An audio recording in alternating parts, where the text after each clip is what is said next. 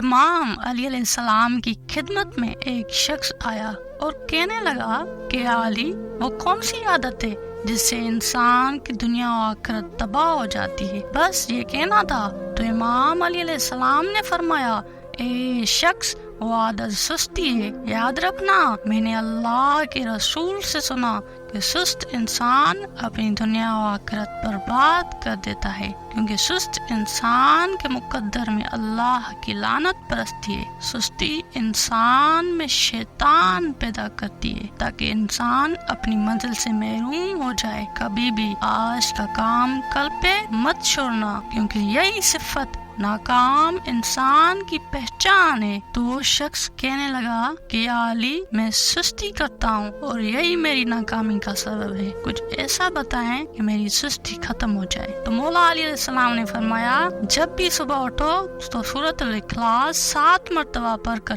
اللہ سے یہ دعا مانگو کہ اے میرے اللہ، شیطان کے شر سے اور سستی سے اور غفلت سے مجھے اپنی پناہ میں رکھ۔ اللہ کے کرم سے تم سستی سے دور ہو کر دنیا و آخرت میں کامیابی تک پہنچ جاؤ گے۔